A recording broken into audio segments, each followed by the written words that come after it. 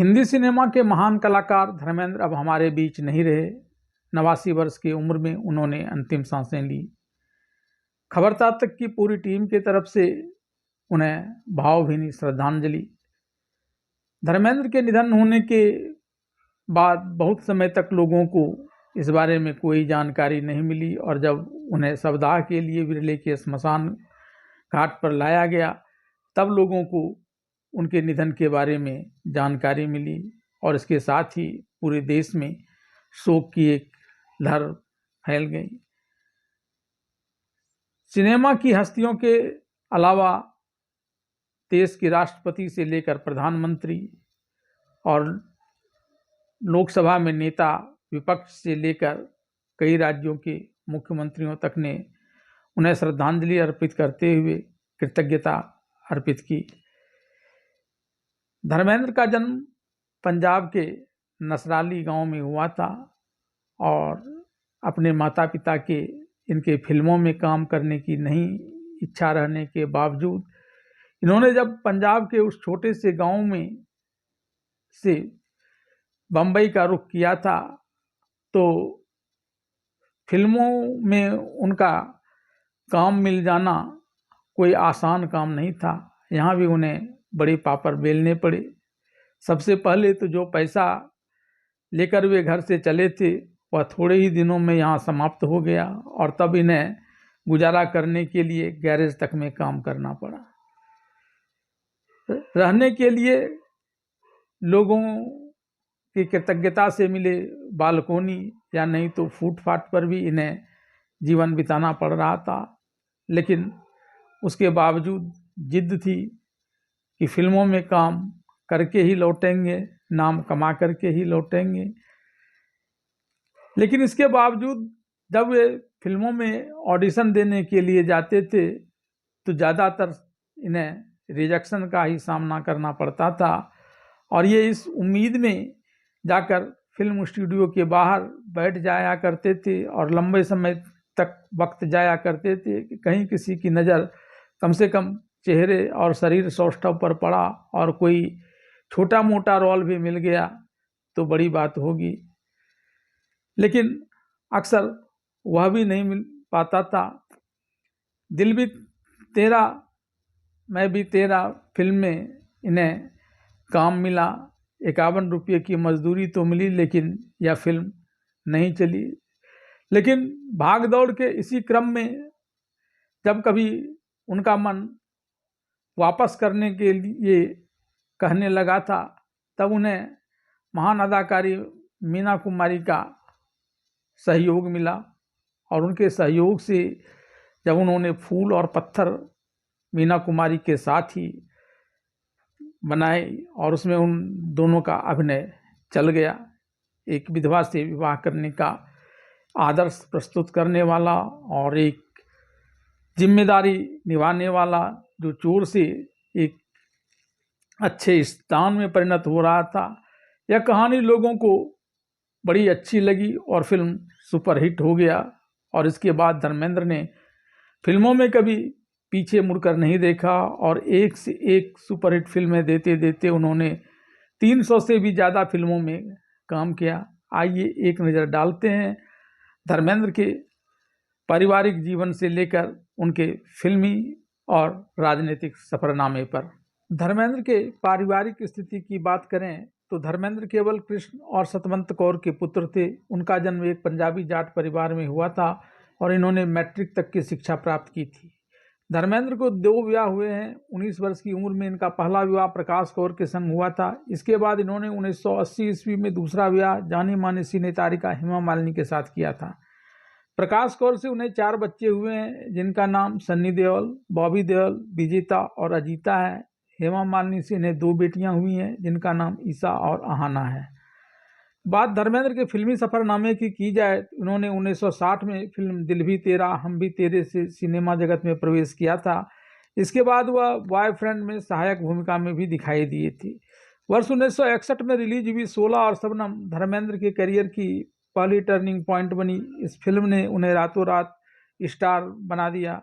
इसमें उनके साथ तरला मेहता ने काम किया और दोनों की ऑन स्क्रीन केमिस्ट्री ने दर्शकों को खूब लुभाया। फैमिली ड्रामा पर आधारित इस फिल्म के गाने, कहानी और कलाकारों की एक्टिंग को लोगों ने हाथों हाथ लिया। डायरेक्टर रमेश सेम्मल और म्यूजिक डायरेक्टर खयाम ने फिल्म को यादगार बना दिया। धर्मेंद्र की फिल्म के इसका बजट सिर्फ 10-30 लाख रुपये था, लेकिन कमाई ने सबको चौंका दिया। भारत में इसने करीब 55 लाख रुपये कमाए और world wide collection 1 crore 10 lakh का था, जो उस दौर के हिसाब से बहुत बड़ा आंकड़ा था। और इस सफलता ने साफ कर दिया कि धर्मेंद्र अब बॉलीवुड स्टार का स्टार बन गया है। फिल्म फूल और पत्थर धर्मेंद्र के कैरियर में एक बड़ा मील का पत्थर साबित हुआ, जिससे उन्होंने स्टारडम दिलाया। इसके बाद फिल्म निर्माता और निर्देशक धर्मेंद्र को अपनी फिल्मों में लेने के लिए बेताब रहने लगे और उन्होंने एक से एक सुपरहिट फिल्में देते हुए 300 से भी ज़्यादा फिल्मों का आंकड़ा पार कर लिया। धर्मेंद्र की कई फिल्में बहुत चर्चित और लोकप्रिय रही हैं। उनकी कुछ सबसे प्रतिष्ठित और सदाबहार फिल्में हैं। शोले, यह धर्मेंद्र की कैरियर की सबसे बड़ी और भारतीय सिनेमा की सबसे प्रतिष्ठित फिल्मों में से एक है। इसमें उनका वीरू का किरदार आज भी बहुत लोकप्रिय है। चुपके चुपके एक कॉमेडी फिल्म है जिसमें उनकी बहुमुखी प्रतिभा देखने को मिली, इसे भी दर्शकों ने खूब सराहा। सीता और गीता, हेमा मालिनी के साथ उनकी केमिस्ट्री वाली यह फिल्म भी बहुत हिट रही थी।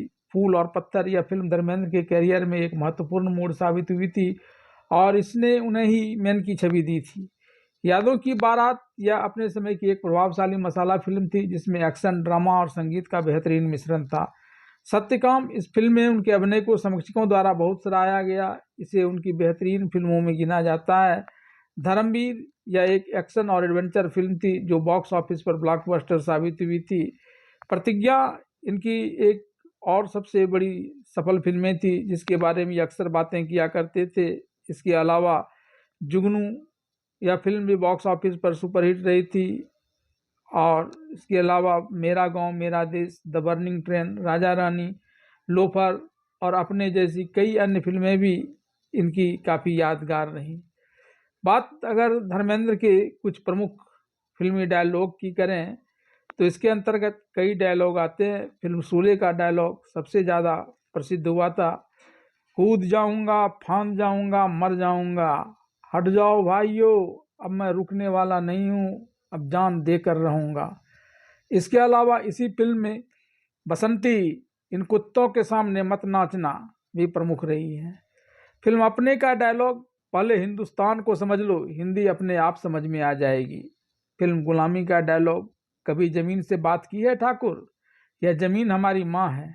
धर्मवीर का डायलॉग, अगर तकदीर में मौत लिखी है तो कोई बचा नहीं सकता और किस्मत में ज़िंदगी लिखी गई तो कोई माई का लाल मार भी नहीं सकता।